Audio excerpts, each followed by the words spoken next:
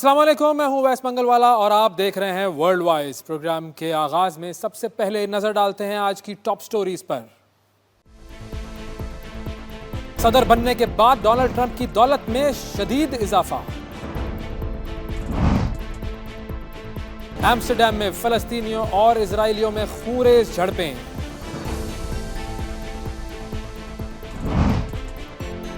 मोदी की बदमाशी, आर्टिकल 370 को दफन कर दिया है।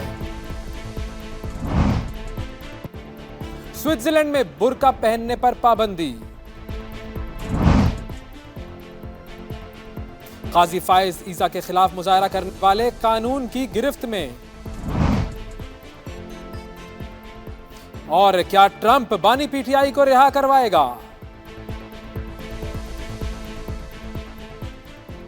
जी, ये थी आज के प्रोग्राम की टॉप स्टोरीज, इन पर हम डिटेल में बात करेंगे। सबसे पहले नजर डालते हैं अमेरिका पर, जहां पर एक नया सदर आ चुका है। डोनाल्ड ट्रंप अमेरिका के सदर बन चुके हैं। उन्होंने कमला हैरिस को हरा दिया और गुज़िश्ता जो पूरा हफ्ता था उसमें यही बातचीत होती रही। सारी दुनिया की नजरें अमेरिका पर थीं और आखिरकार दूसरी मर्तबा डोनाल्ड ट्रंप अमेरिका के सदर बन चुके हैं। और ये पहली मर्तबा हुआ है कि एक ऐसा शख्स अमेरिका का सदर बना है जो कि कन्विक्टेड क्रिमिनल है। जी, कन्विक्टेड क्रिमिनल है और ये शख्स अब अमेरिका की बागडोर संभाल चुका है। एक ऐसा शख्स जिसके खवातीन के साथ बहुत सारे ताल्लुकात की खबरें मंजर आम पर आती रही। एक ऐसा शख्स जिसके तकरीरों के हवाले से जो फैक्ट चेक होते थे तो जो न्यूज़ के इदारे थे वो इसके जो झूठ थे वो गिन गिन कर थक जाते थे, मगर इसके झूठ ख़त्म नहीं होते थे। एक ऐसा शख्स जिसके ऊपर इस वक्त भी जो मुकदमात थे वो तकरीबन 30 से ज़ायद थे और ज़ाहिर है अब वो सारे मुकदमात ख़त्म हो जाएंगे। ये वो शख्स है जो कि अमेरिका का सदर बन चुका है। इसके बारे में आपको बताते हैं कि इसकी दौलत में क्या इजाफा हुआ है, क्योंकि ट्रंप कार्ड चल गया है और अमेरिकी सदारती इंतखाबात जीतते ही ट्रंप की सारी सजाएं टल गई हैं। फिर मजमूई दौलत में भी अरबों डॉलर्स का इजाफा हो गया है, जिसके बाद डोनाल्ड ट्रंप अमेरिकी तारीख के अमीर तरीन सदर बन गए हैं। डोनाल्ड ट्रंप की जो सोशल मीडिया कंपनी है ट्रुथ सोशल, उसकी मालियत में $1 अरब का इजाफा हुआ है और ब्लूमबर्ग का जो बिलियनर्स इंडेक्स है उसके मुताबिक जून 2024 तक ट्रंप की दौलत थी $7 अरब 70 करोड़। और उससे पहले जॉन एफ कैनेडी जो है वो $1 अरब 30 करोड़ के साथ अमेरिका के अमीर तरीन सदर थे। ट्रंप जो है वो गोल्फ कोर्सेज, आला रिहायशी जायदादों, शराब खाने और 1991 का एक बोइंग 757 उसके भी मालिक है। इस तमाम चीज़ों का जो एक कंबाइन जो एक नाम रखा गया है वो है ट्रंप फोर्स 1। अमेरिकी तारीख में वो वाहिद सदर हैं जिनका 2 बार मुआखज़ा किया गया है, लेकिन इसके बावजूद वो सज़ा से बच गए हैं क्योंकि सदर बनने के बाद उनको तमाम सज़ाओं से इस्तिस्ना मिल गया है। इतना ही नहीं, डोनाल्ड ट्रंप की कामयाबी के फ़ौरन बाद ही टेस्ला और टेक्नोलॉजी कंपनियों का जो मालिक है एलॉन मस्क, उसकी दौलत में भी हैरान कुन इजाफा देखा गया है। एलॉन मस्क ने $119 मिलियन लगाए थे डोनाल्ड ट्रंप की कैंपेन में, बढ़ चढ़कर उसकी मुहिम में हिस्सा लिया था। और एलॉन मस्क की जो दौलत है, बैनुल-अक़वामी मीडिया ये रिपोर्ट कर रहा है कि एलॉन मस्क की दौलत में $20.9 अरब का इजाफा हुआ है ये ट्रंप के जीतने के बाद। और मजमूई तौर पर उनकी दौलत जो है वो $285.6 बिलियन तक जा पहुंची है। फोर्ब्स की जो रियल टाइम बिलियनर्स की रिपोर्ट है उसमें यह बताया है कि तमाम मार्केटों में सरमायाकारी का रुझान तब्दील होना शुरू हो गया है। अमेरिकी जो एनर्जी इंफॉर्मेशन एडमिनिस्ट्रेशन के मुताबिक टेस्ला अमेरिकी इलेक्ट्रिक गाड़ियों की जो मार्केट है उसमें तकरीबन 48.9% के हिस्से के साथ सरफहरिस्त है। और ट्रंप की कामयाबी से दीगर अरबों डॉलर मालियत की जो टेक्नोलॉजी कंपनी है उनको फ़ायदा हुआ है। अमेज़ॉन के बानी जेफ बेजोस और ऑरेकल के जो बानी हैं लैरी एलिसन, इन दोनों की दौलत में भी खासा इजाफा रिकॉर्ड किया गया है। दूसरी तरफ जो चीनी कंपनियां हैं उनके हिस्से की जो कीमतें हैं वो कम हो रही हैं। तो ये हुआ है जी अमेरिका में। आगे बढ़ते हैं, अगली खबर की तरफ आते हैं इजराइल के हवाले से। और इजराइल के हवाले से हम आपको बताते हैं क्या हुआ है। जो योव गैलेंट हैं जी, योव गैलेंट को निकाल दिया गया है कैबिनेट से और नेतन्याहू की कैबिनेट से ये जो इजराइल का जो डिफेंस मिनिस्टर था योव गैलेंट, इसको निकाल दिया गया है, फायर कर दिया गया है। अब ये मामला क्यों हुआ? इन दोनों के दरमियान शदीद इख्तिलाफात हुए हैं और अब इन इख्तिलाफात की वजह से जब योव गैलेंट को निकाला है नेतन्याहू ने, तो नेतन्याहू के खिलाफ बहुत शदीद मुजाहरे शुरू हो गए हैं इजराइल में, और इन मुजाहरों की बुनियाद पर यह कहा जा रहा है कि अब जो नेतन्याहू का इक़्तिदार है वो भी डामाडोल है। पहले भी बहुत मुजाहरे होते रहे हैं नेतन्याहू के ख़िलाफ़, और ये जो शख्स, जो जालिम शख्स जो कि समझता था कि अब ये दुनिया में इसे कोई कंट्रोल करने वाला नहीं है, इसके अपने लोग अब इसके ख़िलाफ़ मुजाहरे कर रहे हैं। और अब ये मामला क्या था इसके बारे में ज़रा मैं आपको थोड़ी सी तफसील बताता हूँ। ये जो शख्स है, प्रोसिक्यूटर जो था इंटरनेशनल क्रिमिनल कोर्ट का, उसने भी इन दोनों की जो है वो अरेस्ट वारंट जारी करने की बात की थी, यानी कि जो इजरायली प्राइम मिनिस्टर हैं बेंजामिन नेतन्याहू, और इनका जो ये डिफेंस मिनिस्टर था, अब तो ये था हो गया है, योआव गैलेंट, जो इन्होंने वॉर क्राइम्स किए गज़ा में, उनके हवाले से इन दोनों पर जो है वो इसने जुर्म आयद करके, और इसने कहा है जो प्रोसिक्यूटर है इंटरनेशनल कोर्ट ऑफ जस्टिस का, कि इन दोनों के वारंट गिरफ्तारी जारी किए जाएं। अब ये जो गैलेंट है, इसकी शख्सियत के बारे में आपको ज़रा मैं बताऊं। ये शख्स आपको काले कपड़ों में नज़र आ रहा है इस तस्वीर में, ये देखिएगा कपड़े पहने हुए हैं इसने, और इसकी सारी तस्वीर जो कि अक्टूबर 2023 के बाद से आई हैं, उसमें इसने सिर्फ और सिर्फ काले कपड़े। इतना ये शदीद गुस्से में और गम में है वो वाक़या जो कि हमास की तरफ से हुआ था 7 अक्टूबर को, उसके बाद से, और इसने बदला लेने की कसम खाई थी। और ये शदीद एक ऐसा जालिम शख्स है कि इसने उसके बाद से सिर्फ और सिर्फ सोग के काले कपड़े पहने, और उसने कहा कि मैं इजराइलियों का बदला लूँगा और हमास से मैं बदला लूँगा। और इसने कहा है कि जी ये जो हॉस्टेजेस हैं जिन्हें पकड़ा गया है हमास की तरफ से, ये मेरे अपने बच्चे और मैंने छुड़ा कर रहूँगा। अब नेतन्याहू से इसका जो इख्तिलाफ है वो पिछले साल शुरू हुआ था, जब प्रोटेस्ट हो रहे थे जुडिशरी के हवाले से, तो वहाँ पर इसका इख्तिलाफ शुरू हो गया था नेतन्याहू से। उसके बाद एक और मामला ये हुआ कि गज़ा और इजिप्ट का जो बॉर्डर है, वहाँ पर एक है जगह जिसको कहते हैं फिलाडेल्फी कॉरिडोर बेसिकली, उसके कंट्रोल का एक बहुत ज़्यादा शदीद रद्द अमल आया है। और नेतन्याहू जो है वो कहता है कि हमें उस जगह का कंट्रोल हमेशा अपने पास रखना चाहिए। इस पर भी उसका गैलेंट का इख्तिलाफ था। फिर एक और मामला है, अल्ट्रा ऑर्थोडॉक्स इसराइलीज, जो कट्टर जो मजहबी इसराइली होते हैं, उनको कंपलसरी मिलिट्री सर्विस से इस्तिस्ना हासिल है। ये कहता है कि जी नहीं, इनको भी मिलिट्री सर्विस करवाई जानी चाहिए और इनको जो है वो इस चीज़ से इस्तिस्ना नहीं होना चाहिए। तो इस चीज़ पर भी इसका इख्तिलाफ था। और इसका एक और इख्तिलाफ था नेतन्याहू से, वो ये था कि जी जंग के बाद गज़ा के हवाले से नेतन्याहू के जहन में कोई प्लान नहीं है। तो इन तमाम इख्तिलाफात की बुनियाद पर नेतन्याहू ने इसको हटा दिया है, और इस पर बहुत ज़्यादा मुजाहरे किए जा रहे हैं इजरायली अवाम की तरफ से। नेतन्याहू के वो खिलाफ हो चुके हैं। और नेतन्याहू ने एक और काम किया है, अमेरिका में भी नए सफ़ीर की तैनाती कर दी है। नया जो सफ़ीर है उसका नाम है यशेल लेंटर, और इसराइली फ़ौज के सरबराह भी रह चुका है ये शख्स। और अमेरिका में मौजूद सफ़ीर जो है माइकल हर्जॉग, वो 20 जनवरी को अपने ओहदे से सुबकदोश हो जाएगा। और डोनाल्ड ट्रंप जब अमेरिका के सदर के तौर पर हल्फ उठाएगा तो फिर ये नया सफ़ीर इसराइल का अमेरिका में पहुंच जाएगा। अच्छा, आपको इसराइली के एक और ख़बर देते हैं।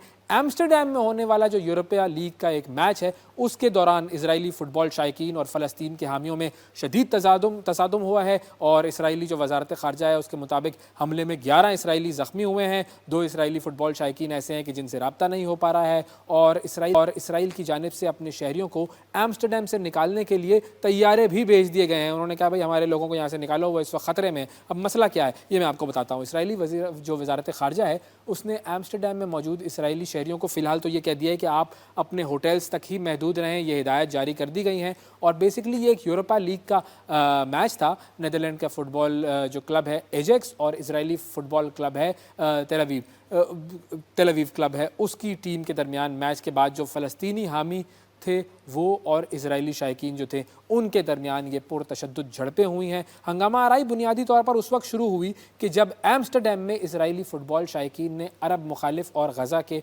बच्चों के ख़िलाफ़ नफ़रत अंगेज़ नारेबाजी शुरू कर दी। और इजरायली शायकीन ने फ़लस्तीनी परचम की भी बेहुरमती की थी। उसके बाद फ़लस्तीनी जो हामी थे उन्होंने मज़ाहमत की, तो फिर इनके दरमियान झगड़ा शुरू हो गया। अच्छा, स्पेन में सैलाब से मरने वालों के लिए जब ग्राउंड में 1 मिनट की खामोशी हुई तो उस वक्त भी ये जो इजरायली थे वहाँ पर वो शोर मचाते रहे। और एम्स्टरडैम स्टेडियम में खामोशी के ऐलान पर इजरायली शायकीन ने वहाँ पर अरब मुखालिफ तराने पढ़ना शुरू कर दिए। और चूँकि स्पेन ने अभी चंद हफ्ते पहले इसराइल को असलहे की फ़रोख्त रोक दी है, तो उसके सबब जो है वो इसराइल और स्पेन में गजा जंग पर कशीदगी आ गई है। तो इस वजह से उन्होंने इसराइल के ख़िलाफ़, इसराइल वालों ने जो है वो स्पेन के ख़िलाफ़ भी नारेबाजी की। और वहाँ पर एम्स्टरडैम में एक अरब टैक्सी ड्राइवर को भी उन्होंने तशद्दुद का निशाना बनाया।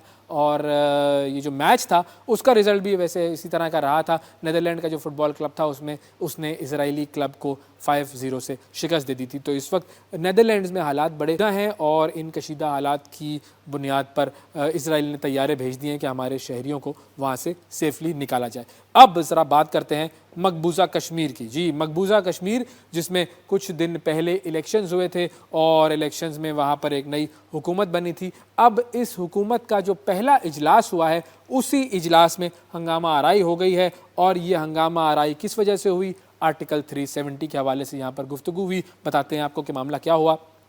पहले ही इजलास में दफ़ा 370 जो है उसकी बहाली के लिए करारदाद मंजूर की गई और असम्बली अरकान ने मुतालबा ये किया कि कश्मीर का खुसूसी दर्जा जो है वो बहाल किया जाए। और कश्मीर मीडिया सर्विस जो है उसकी रिपोर्ट के मुताबिक करारदाद का मकसद इन खुसूसी आइनी शिकों को बहाल करवाना है जिसके तहत जम्मू व कश्मीर को खुद मुख्तारी हासिल थी। नायब वज़ीर आला और नेशनल कॉन्फ्रेंस के जो रहनुमा हैं सुरिंदर सिंह चौधरी, उन्होंने करारदाद पेश की थी। अरकान असम्बली ने की जो अक्सरियत है उसने करारदाद की हिमायत की, जबकि जो बीजेपी के अरकान थे उन्होंने ऑब्वियसली करारदाद की मुखालिफत की। फिर इस इजलास के दौरान जो बीजेपी के अरकान असम्बली थे उन्होंने करारदाद की कॉपियाँ छीनने की कोशिश की। उस पर जो सार्जेंट ऑफ आर्म्स थे उन्होंने हंगामा आराई करने वाले बीजेपी के अरकान को बाहर निकाल दिया और वहाँ पर खूब हंगामा हुआ। नेशनल कॉन्फ्रेंस और कांग्रेस इत्तेहाद ने करारदाद मंजूर कर ली है और नई दिल्ली से मुतालबा किया है कि मकबूजा कश्मीर की हैसियत बहाल की जाए। दूसरी तरफ जो नरेंद्र मोदी है उसने इस करारदाद पर रद्द-ए-अमल देते हुए कहा है कि आर्टिकल 370 की दीवार कब्रिस्तान में गाड़ दी है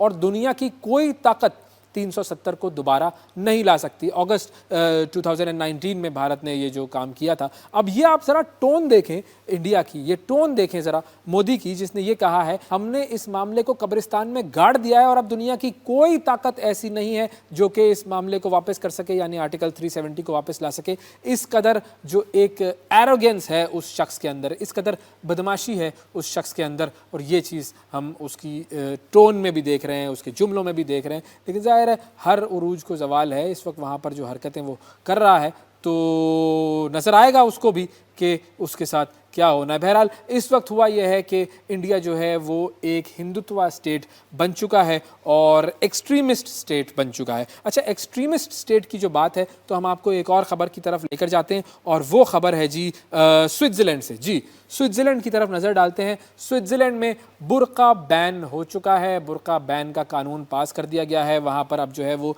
बुर्का पहनने पर पाबंदी होगी और अगले साल से ये पाबंदी शुरू हो जाएगी। और बुनियादी बात यह है कि स्विट्ज़रलैंड में कोई भी शख्स बेलिबास तो घूम सकता है, उस पर कोई पाबंदी नहीं है, लेकिन ख़वातीन के बुर्का पहनने पर पाबंदी 1 जनवरी 2025 से इस पाबंदी का इतलाक़ कर दिया जाएगा। और स्विस हुकूमत की जो फेडरल काउंसिल है उसकी जानिब से जारी करदा बयान में ये कहा गया है कि हमने बुर्के पर पाबंदी को अमली तौर पर नाफिज करने की तारीख तय कर दी है। पाबंदी के इतलाक़ के बाद मुसलमान ख़वातीन अवामी मकामात पर बुर्का नहीं पहन सकेंगी और पाबंदी के ख़िलाफ़ वर्जी पर $1000 से ज़ायद का जुर्माना भी होगा उन ख़वातीन पर।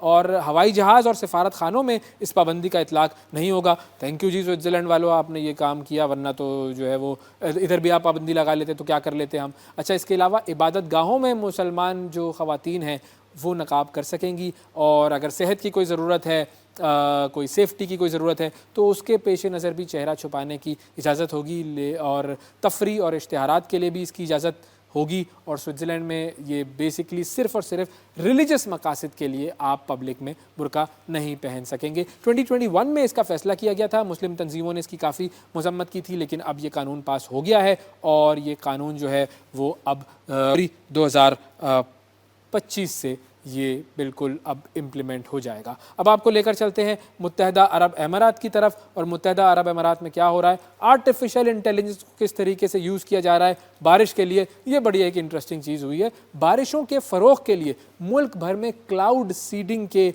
कई मिशन चल रहे हैं ताकि पानी की कमी को पूरा किया जा सके। और अब बारिशों को बढ़ाने के लिए मसनूई जहानत का इस्तेमाल कर रहा है यूएई। और इस हवाले से हम मज़ीद जानते हैं, यूएई से हमारे नुमाइंदे जो हैं वो अली हैदर भुट्टा साहब हमारे साथ मौजूद हैं। अस्सलाम वालेकुम अली हैदर साहब, बताइएगा जी ये किस तरीके से यूज़ किया जा रहा है आर्टिफिशियल इंटेलिजेंस को बारिशों के हवाले से।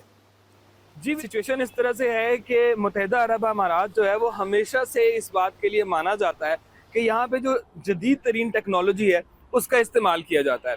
जैसे कि आप जानते हैं कि यूएई में जो सख्त या हार्श वेदर कंडीशंस हैं उसकी वजह से बहुत सारी चीज़ें देखने को आई और बहुत सारे चैलेंजेस भी आते हैं। लेकिन यहाँ की गवर्नमेंट ने जो एक ज़बरदस्त इकदाम किया है उसे कहते हैं क्लाउड सीडिंग। अब क्लाउड सीडिंग में ये होता है कि जो आसमान में क्लाउड्स फॉर्मेशन हो रही होती है उन क्लाउड्स में डिफरेंट मिनरल्स के जो पार्टिकल्स हैं उनको इंजेक्ट कर दिया जाता है जिसकी वजह से बारिश इंड्यूस होती है। अभी इसी हफ्ते यूए की गवर्नमेंट ने एक नया इकदाम जो है उसे अनाउंस किया है और वो उनका ये कहना है कि अब के बार आर्टिफिशियल इंटेलिजेंस या एआई का भी इस्तेमाल किया जाएगा क्लाउड सीडिंग के ऑपरेशंस के अंदर। उसमें फ़ायदा ये होगा कि क्लाउड्स की जो इंजेक्टेबिलिटी है या उन क्लाउड्स को आप किस वक्त उनको इंजेक्ट कर सकते हैं या उनमें बारिश इंड्यूस करा सकते हैं और क्लाउड्स को जो क्लाउड्स की फॉर्मेशन है उसको स्टडी करने में इसके अंदर एआई का इस्तेमाल होगा, इसके अंदर ड्रोन्स का इस्तेमाल होगा। और इस टेक्नोलॉजी की वजह से हुकाम का ये कहना है कि बारिश के जो ऑपरेशंस हैं या क्लाउड सीडिंग के जो ऑपरेशंस हैं उनमें बहुत सारी मदद मिलेगी। क्लाउड सीडिंग और जो इंड्यूस्ड रेन्स के इसके ज़रिए यहाँ की गवर्नमेंट जो वाटर स्कैरसिटी है जो एक इंटरनेशनल इशू है उसको भी एड्रेस करने में बहुत ज़बरदस्त इकदाम कर रही है। बहुत शुक्रिया अदा करेंगे। अली हैदर भुट्टा साहब हमारे साथ मौजूद थे और बात हो रही थी कि किस तरीके से आर्टिफिशियल इंटेलिजेंस को इस्तेमाल करके यूएई में क्लाउड सीडिंग का जो प्रोसेस है उसको बेहतर किया जा रहा है, पानी की कमी को और बारिशों की कमी को पूरा किया जा रहा है। एक छोटा सा वक्फा हमें लेना है जी, वक्फे के बाद दोबारा आपकी खिदमत में हाजिर होंगे। तो हमने बात करनी है काजी फायज़ ईसा के खिलाफ जो मुजाहरे हो रहे थे बरतानिया में, वो जो मुजाहरा करने वाले लोग थे अब उनके गिर्द कानून की गिरफ्त जो है वो बढ़ती जा रही है। कानून की गिरफ्त जो है वो उनको अपना शिकंजे में लेना चाहती है। तो अब उन लोगों का मामला क्या है, ये किस तरीके से होगा, इस पर हम बात करेंगे। ब्रेक के बाद मिलते हैं। और एक और मामला भी है, एक और भी बड़ा इंटरेस्टिंग मामला है, वो है ट्रंप जो है वो क्या इमरान खान को रिहा करवा सकेगा या नहीं करवा सकेगा, और क्या वो इस काम को करने में इंटरेस्टेड है या नहीं, इस पर भी हम बात करेंगे। एक ब्रेक के बाद मिलते हैं। ये है वर्ल्ड वाइज, हमारे साथ रहिएगा।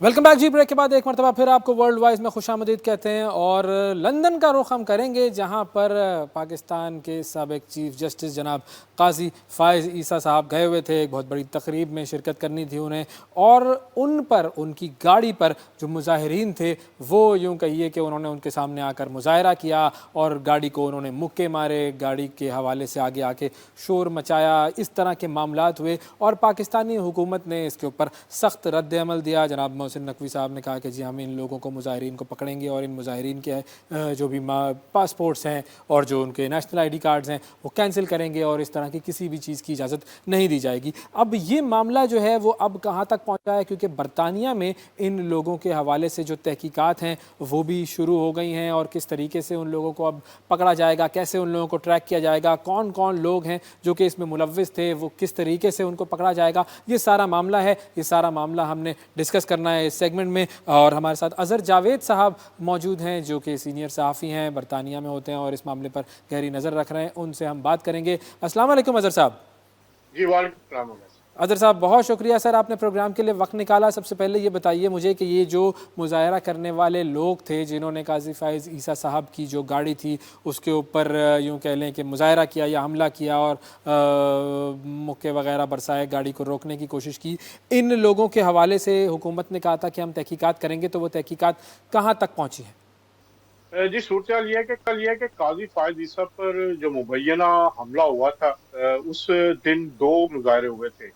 एक मुजाहरा जो है वो पाकिस्तान तहरीक इंसाफ की क़यादत की तरफ से अनाउंस किया गया था और उसमें जो मरकजी लीडरशिप है उनकी वो भी मौजूद थी, जिनमें जुल्फ़ी बुखारी साहब हैं, साहबजादा जहांगीर हैं, मलिका बुखारी साहिबा हैं और इस तरह जो अजहर बशवानी साहब है और दीगर उनके लोग थे। ये तकरीबन 50 से 60 के करीब जो लोग उस वक्त जमा हुए। इसके बाद ये लोग अपने मुकर्ररा वक्त के बाद चले गए। तो कुछ तकरीबन 15 के करीब मुजाहिरीन ऐसे थे जो मिडल टेम्पल का एक ऐसा गेट जहाँ से गाड़ियां निकलती हैं वहां पे खड़े खड़े रहे और तकरीबन रात 10:30 बजे के करीब जब काजी फायज़ ईसा साहब की गाड़ी निकली तो इन लोगों ने उनकी गाड़ी को रोकने की कोशिश की और मुबैना तौर पर ये इल्जाम लगाया जा रहा है कि इन्होंने इस पे हमला भी किया और उस पे जो है वो मुक्के मारे और उनको रोकने की कोशिश की। सही। इस वाक्य में मुलव्वस क्योंकि ये पाकिस्तान हाई कमीशन की गाड़ी थी और उसे पाकिस्तान हाई कमीशन का ड्राइवर भी चला रहा था, तो ये डिप्लोमेटिक जो जुरिस्डिक्शन थी, जो पाकिस्तान के फॉरेन मिनिस्टर हैं इसहाक डार साहब, जी। उनकी हिदायत पर Pakistani high commissioner doctor Mohammad Faisal ने एक खत लिखा, जो कि एक प्रोसीजर है, जो फॉरेन ऑफिस है बरतानिया का, FCDO जिसे हम कहते हैं, उनको एक खत लिख के इस वाकये की इतला दी गई और उन्हें बताया गया कि पाकिस्तान हाई कमीशन की गाड़ी पर इस तरह का ये वाकया पेश आया, और उसके बाद उनसे कहा गया कि इसके खिलाफ कार्रवाई करें। जो हमारे सोर्सेज है वो बताते हैं कि जो FCDO ने जो रूटीन प्रैक्टिस है, जो जुरिस्डिक्शन ये बनती है डिप्लोमेटिक पुलिस, लंदन में एक अच्छा। डिप्लोमेटिक पुलिस कायम है, जो लंदन में जो सफारत खाने हैं, मिशन है, उनके तहफ़्फ़ुज़ की जिम्मेदारी उन पे है। जो हमारी लेटेस्ट बात हुई है सोर्सेज से अपने, उनका ये कहना है कि फॉरेन ऑफिस की हिदायत पर इस डिप्लोमेटिक पुलिस ने अपनी कार्रवाई का आगाज कर दिया है। जो वीडियोस हैं इस वाकया के हवाले से, वो उन्होंने हासिल करके जो उनकी निशानदही का अमल शुरू कर दिया, और अब तकरीबन 12 के करीब लोगों को इसमें आइडेंटिफाई किया गया है। अच्छा। जिनमें से जो हमारी इत्तला है कि 2 लोगों को पुलिस ने बाकायदा तौर पर उनसे बात की है इस हवाले से, और इस तरह तकरीबन 10 और लोग हैं जिनसे बात की जानी है। तो अब तक की ये लेटेस्ट है। और इसके बाद जो भी, क्योंकि मेरे ख्याल में, जो मेरी अपनी राय है, इतना संगीन, क्योंकि हमला इतना संगीन नहीं था, हो सकता है इनको वार्निंग देके छोड़ दिया जाए, लेकिन इस वार्निंग के बाद अगर ये दोबारा कोई इस तरह की हरकत करेंगे तो फिर इनके लिए ये प्रॉब्लम हो सकती है। अच्छा, मुझे ये बताएं कि आपने अभी कुछ मरकज़ी लीडरान के भी नाम लिए जो कि दूसरे मुजाहरे में मौजूद थे, और तो ये जो 12 लोग जिनकी निशानदेही हुई है, इनमें ये मरकज़ी लीडरान भी शामिल हैं या ये कोई और लोग हैं? देखिए, जो PTI की लीडरशिप है, जो नॉन लीडरशिप है, जी। उनमें जो ऑफिस होल्डर्स हैं उनमें से नहीं है, लेकिन इनमें एक ऐसे साहब भी हैं, जो एक तो सोशल मीडिया पे बहुत ज्यादा एक्टिव है, अच्छा। और वो बहुत ज्यादा उन क्या कहते हैं इन सारे मामलात में आगे आगे होते हैं। उनका भी इसमें नाम है, क्योंकि इस वाकया में वो भी सामने थे, लेकिन क्योंकि अभी लीगल रीजनिंग की वजह से मैं उनका, क्योंकि बरतानवी कवानीन ऐसे हैं कि मैं उनका डायरेक्टली नाम नहीं ले बिल्कुल सकता, ठीक। मेरे पे कुछ कानूनी मजबूरियां हैं, तो वो भी इस वाकये में सामने थे। तो जो इतलात हैं कि उनका नाम भी इसमें है, लेकिन वो डायरेक्ट ओहदेदार नहीं है, लेकिन पीपल्स जो PTI है, तरीके इंसाफ, उनके मरकजी वो रहनुमा यहाँ पे समझे जाते हैं, और अच्छा। काफी एक्टिव हैं। ओके ओके, बट ठीक है, बिल्कुल आपको ज़ाहिर है नाम लेने की ज़रूरत नहीं है, क्योंकि बरतानवी कवानीन जो है जब वो कहते हैं कि किसी का भी नाम ना लिया जाए तो बिल्कुल ठीक है, हमें कवानीन की पाबंदी करनी चाहिए। हाँ, हमारे जो लोग हमारा प्रोग्राम देख रहे हैं या सोशल मीडिया पे क्लिप देखेंगे वो फिर सोचते रहेंगे कि ये कौन शख्सियत हो सकती है। अच्छा, मुझे एक और बात बताइए, हमारी जो वजारत ख़ारजा है उसने कहा था कि हम इन लोगों के पासपोर्ट वगैरह कैंसिल कर देंगे, NIC कैंसिल कर देंगे, तो ये क्या ऐसा हो सकता है? देखिए जी, पाकिस्तान अपने तौर पे तो ये कर सकता है, लेकिन जो 12 से 15 लोग जो लेटर वाकये में जिसको मुबैना हमला करार दिया था, उसमें से कुछ पाकिस्तानी भी हैं, जो सिर्फ पाकिस्तानी नेशनल्स हैं। अच्छा। उनके खिलाफ अगर पाकिस्तानी हुकूमत, मेरी इतलात के मुताबिक कार्रवाई शुरू हो चुकी है। अगर हम देखें तो मलाइका बुखारी साहिबा को भी एक नोटिस मिला है, अगर उन्होंने खुद अपने जो सोशल मीडिया पेज पे भी डाला है, और इस तरह दीगर लोग भी जी। हैं जो, उनको भी इस तरह के नोटिस आ रहे हैं, और पाकिस्तानी हुकूमत ने आइडेंटिफाई करके इनके खिलाफ कार्रवाई का आगाज भी किया। जो लोग मुजाहरे में भी थे और जो बाद वाले वाकये में भी थे, पाकिस्तानी हुकूमत बिल्कुल कर सकती है। जो सिर्फ पाकिस्तानी नेशनल्स हैं उनके लिए पाकिस्तान में तो प्रॉब्लम होगा, लेकिन एक बात बताऊं, इस तरह के वाकयात में अगर वो बाद में यहाँ पे पॉलिटिकल असाइलम लेना चाहें, या कोई जो पाकिस्तानी नेशनल्स हैं, तो उनके लिए आसानी पैदा हो जाएगी। वो ये कहेंगे देखें जी, स्टेट तो हमारे खिलाफ है, और हमारे जो पासपोर्ट है वो भी कैंसिल कर दिए गए हैं। मेरा नहीं ख्याल कि पासपोर्ट कैंसिल करना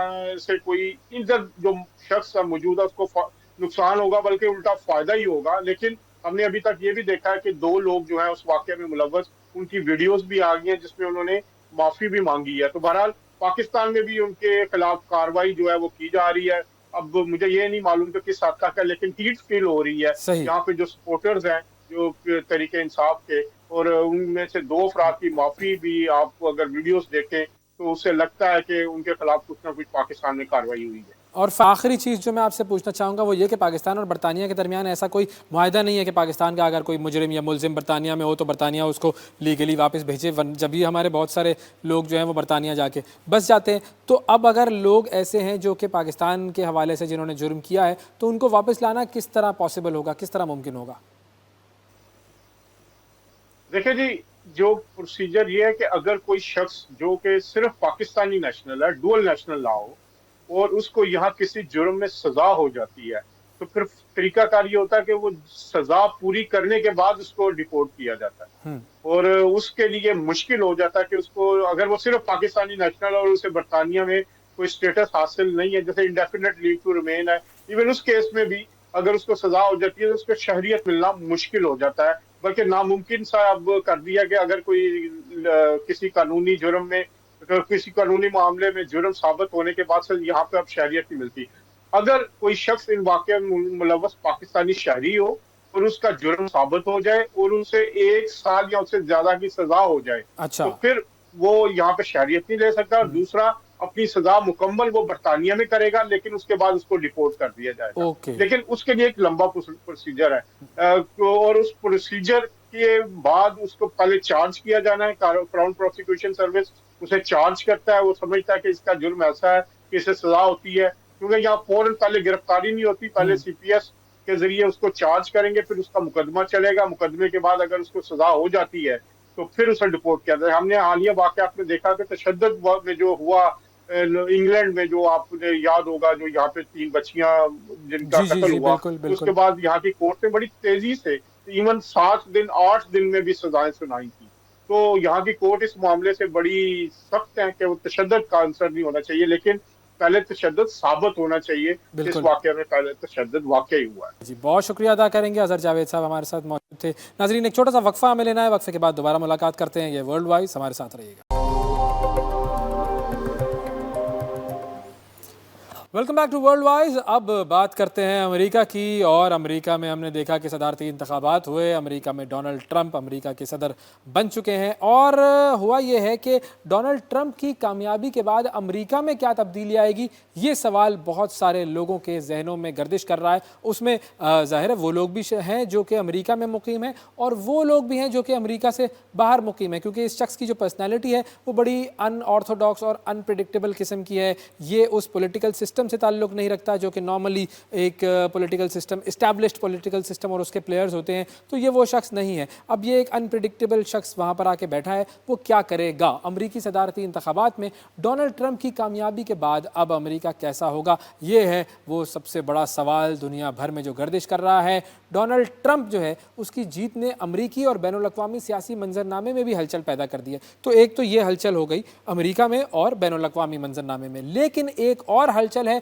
वो हलचल है पाकिस्तान के हवाले से, क्योंकि पाकिस्तान में भी बहुत ज़्यादा लोग ऐसे हैं जो कि अमेरिका की तरफ देख रहे हैं। और ज़ाहिर है हम जानते हैं कि हमारे मामलात में से बहुत सारे मामलात ऐसे हैं जिनका ताल्लुक अमेरिका से है, और हमारी हर हुकूमत इस बात को एक्नॉलेज करती रही है कि अमेरिका के साथ हमारी जो रिलेशनशिप है उसके बगैर हमारे लिए बहुत ज़्यादा मुश्किलात पैदा हो जाती हैं। तो अब ये जो हमारी रिलेशनशिप है वो कैसी होगी, और ख़ास तौर पर बानी पीटीआई को रिहा करने का जो मामला है, क्या डोनाल्ड ट्रंप इस हवाले से कोई कार्रवाई करेगा या नहीं करेगा, इस हवाले से हम बात करेंगे। रज़ा रूमी साहब हमारे साथ मौजूद हैं, सीनियर जो कि सहाफ़ी हैं और तज्ज़ियाकार हैं, अमेरिका में मुकीम हैं, उनसे बात करते हैं। अस्सलाम वालेकुम रज़ा साहब। जी जी, अस्सलाम वालेकुम। रज़ा साहब, बहुत शुक्रिया सर, आपने प्रोग्राम के लिए वक्त निकाला। सबसे पहले तो हम इसी पर आ जाते हैं कि क्या डोनाल्ड ट्रंप के सदर बनने के बाद हम एक बदला हुआ अमेरिका देखेंगे? जी बिल्कुल। अमेरिका की जो दाखिली पॉलिसीज है, जो उसका पूरा इंतज़ामी ढांचा है, अगर ट्रंप वो जो उन्होंने बातें कही हैं और जो वादे किए हैं और जो इतलात हमें मिलती रही हैं पिछले 1-2 साल में, अगर वो उस पर अमल करते हैं तो यकीनन यहाँ पे बहुत सी तब्दीलियाँ होगी। एक तो जाहिर बात है कि अमेरिका की सुप्रीम कोर्ट पहले ही उसमें अक्सरियत दाएं बाजू की रिपब्लिकन जो है हामी जजेस की, तो वो 2 वैकेंसीज और आ जाएंगी। उसके बाद मुकम्मल तौर पे अमेरिकी सुप्रीम कोर्ट जो है वो एक ट्रंप कोर्ट बन जाएगी और दाएं बाजू की कोर्ट बन जाएगी। इसी तरह उन्होंने ये भी कहा है कि जो फेडरल गवर्नमेंट है उसमें जो ब्यूरोक्रेसी है उसमें बड़े पैमाने पे छांटी होगी और नए अफसरान पुरानों को निकाल कर नए को लगाया जाएगा, जो कि फ़र्क नज़रिए के लोग होंगे। ओके। और फिर साथ ही में बहुत सी और पॉलिसीज़ भी हैं जो कि इस वक़्त लोग उनको खदशात का इज़हार भी कर रहे हैं, और अमेरिकी ख़ारिजा पॉलिसी भी किसी हद तक तब्दील होगी यूरोप की तरफ, नेटो की तरफ। यूक्रेन में जंग बंदी का इम्कान है, और जो है मिडल ईस्ट में भी शायद कोई ना कोई रास्ता निकल आए, लेकिन ये याद रखिए कि बहुत बड़े पैमाने पे तब्दीलियां आएंगी। Will see a changed America now. बिल्कुल ठीक। अच्छा, अब आ जाते हैं ज़रा जनूबी एशिया की तरफ। जनूबी एशिया में अब अमेरिका के क्या अज़ाइम हैं, और पाकिस्तान के साथ जो अमेरिका का एक रिलेशनशिप है जिसके बारे में बहुत सारे लोग ये कह रहे हैं कि इस वक्त हम उनकी खारजा पॉलिसी में कहीं नहीं है, तो पाकिस्तान के साथ कैसा रिलेशनशिप आप देख रहे हैं? देखिए, जहां तक साउथ एशिया का ताल्लुक है, कोई बड़ी तब्दीली नहीं आएगी, और उसकी बुनियादी वजह यह है कि अमेरिका का जो परमानेंट अब पार्टनर, एक स्ट्रेटेजिक और इकोनॉमिक पार्टनर है, वो इंडिया है, और ये वही पॉलिसी बरकरार रहेगी। ट्रंप के ज़माने में पिछला जो था उनका दौर, उसमें भी इसमें काफ़ी इजाफा हुआ, और इसमें मज़ीद इजाफा जारी रहेगा। पाकिस्तान के साथ भी जो इस वक्त जो पॉलिसी है, ये जूं की तूं ही रहेगी, इसमें कोई बड़ी तब्दीली नहीं आएगी, क्योंकि पाकिस्तान के साथ जो ताल्लुकात रहे हैं वो अमेरिका को अपने काम और अपने मकसद के लिए ताल्लुकात रखने थे। अफगानिस्तान का मसला हो या और इश्यूज हो, वॉर ऑन टेरर, और उससे पहले कोल्ड वॉर, अब ऐसा कोई इशू लाहक नहीं है, अनलेस के अमेरिका की चीन की बहुत सख्त किस्म की जो है वो कॉन्फ्रंटेशन शुरू हो जाए, तो फिर उस वक्त शायद पाकिस्तान को कहा जाए कि आप हमारा साथ दें। लेकिन उसके शॉर्ट ऑफ दैट कोई ऐसी अभी हमें नहीं दे रही तब्दीली की नवा या कोई जी। सही। अच्छा, अब पाकिस्तान में जो सबसे बड़ा मामला है वो तो है बानी पीटीआई का मामला, और इस हवाले से कुछ लोग ट्रंप के अमेरिका का सदर बनने से कुछ लोग खुश हैं, कुछ लोग अफसुर्दा हैं। तो अब बानी पीटीआई के हवाले से मैं सिर्फ आपसे पहले ये पूछना चाहूँगा कि क्या वजह है कि हमारी जो मौजूदा हुकूमत है वो अभी तक बानी पीटीआई को सियासत से माइनस नहीं कर पाई है? जी देखिए, इमरान खान को देखिए, ये तो एक तारीखी हमें जो सबक सीखना है कि सियासी कुव्वतें जो होती हैं और सियासतदान जब वो मकबूल भी हो जाए तो उनको माइनस नहीं किया जा सकता। उनको वो माइनस खुद ही सियासत में होते हैं, जमहूरियत और पार्लिमानी सियासत के थ्रू होते हैं। तो ये जो भी कोशिशें रही हैं वो इसलिए कामयाब नहीं हुई कि ये लोग भूल रहे हैं कि अब पीटीआई और इमरान खान एक सियासी हकीकत है, और उनके साथ आपको डील करना पड़ेगा एक जिसे कहना चाहिए जमहूरी तरीके से। और खुद जब लोगों अवाम का दिल भर जाएगा या नाराज हो जाएंगे तो वो खुद पीछे हट जाएंगे। हाँ। आपको इसमें ज्यादा जो है वो कोशिश करने की जरूरत नहीं है। लेकिन साथ ही में ये पाकिस्तान में जो लोग खुशी मना रहे हैं और जो ये कहा जा रहा है कि जी वो ट्रंप आकर प्रेसिडेंट बन के तो इमरान खान को जेल से निकालेगा, ये भी बहुत एग्जैजरेटेड बातें हैं, क्योंकि ऐसी चीज करना जो है वो क्यों करेंगे, उनको इमरान खान से क्या फायदा हासिल होगा। अगर वो इमरान खान कुछ उनको यकीन दहानी करवाएं या कोई अमेरिका का कोई काम फंसाओ, हाँ। तो समझ आती है। लेकिन मेरा नहीं ख्याल कि कोई ऐसी सरेदस्त कोई ऐसी मूव होगी। ये ज्यादा उड़ाई गई है बात, फैलाई जी। ओके, मतलब ये आपने बात बिल्कुल ठीक है कि भाई कोई काम पड़ेगा तो फिर तो इमरान खान को बानी पीटीआई को रिहा करने के लिए वो कुछ भी कर लेंगे। काम पड़ना चाहिए। अब वो काम क्या हो सकता है, ऐसा क्या काम हो सकता है जो कि पाकिस्तान की मौजूदा हुकूमत, मौजूदा इस्टेब्लिशमेंट नहीं कर सके और वो बानी पीटीआई ही कर सकें? वो ऐसा क्या उनको ऑफर कर सकते हैं, क्या चीज़ हो सकती है? कोई स्पेकुलेशन? देखिए, ऐसा काम ही हो सकता है कि चीन को छोड़ दिया जाए फॉर एग्जांपल, या हमने ईरान पे हमला करना, हमारा साथ दे दो, इसी तरह की चीजें होती हैं। और क्या देखिए, अमेरिका के तनाजुर में हमारी वो हैसियत नहीं जो हम समझते रहे हमेशा। और अगर आपने इस इलेक्शन कैंपेन में तो जिक्र ही नहीं हुआ साउथ एशिया का, पाकिस्तान का तो बिल्कुल भी नहीं हुआ, इंडिया का थोड़ा बहुत किया। तो ये हमारी खाम ख्याली होती है कि जी कोई बहुत बड़ा हम अहम मुल्क है अमेरिका के लिए, ऐसी कतन कोई बात नहीं है। लेकिन अमेरिकी रियासत जो होती है, चाहे वो ट्रंप हो या बाइडेन हो, वो अपने मफादात पर काम करते हैं। उनके मफादात उनको सबसे ज्यादा अजीज है, ना कि कोई सियासी शख्सियत, कोई सियासी पार्टी, और ना ही कोई और। जी। तो ये जो अभी की हमारी हुकूमत है ये फिर इतना डरी हुई क्यों है? मतलब हर एक की तरफ से ये बयान आ रहा है कि नहीं जी, ट्रंप कुछ नहीं करेगा और ट्रंप जो है वो खान को रिहा नहीं करवाएगा, और वो इसी पर बात कर रहे हैं। मुझे लग रहा है उनके जहनों में, उनके दिलों में कोई फियर है ऐसा कि कहीं वो ट्रंप का फोन आ ही ना जाए। वो क्यों डरे हुए हैं इतना? देखिए देखिए, खौफ नहीं होता। देखिए, अनप्रिडिक्टेबल है ना सदर ट्रंप जो है। वो अमेरिका वाले जो हैं वो भी कहते हैं कि इनका कुछ पता नहीं कि ये क्या करेंगे। तो इसलिए उनको नहीं मालूम कि और शायद यही एंजाइटी पाकिस्तान में भी होगी कि आगे आने वाले महीनों सालों में ट्रंप की क्या पॉलिसी होगी। क्या वो पाकिस्तान पे मजीद सख्तियां करते हैं? क्या वो आईएमएफ की जो हमारी प्रोग्राम है उसकी जो अकसात के लिए हमें अमेरिका की गुडविल चाहिए होती जी है, वर्ल्ड बैंक के लिए भी चाहिए होती है, क्या वहां पे तो कोई रुकावट नहीं आ जाएगी?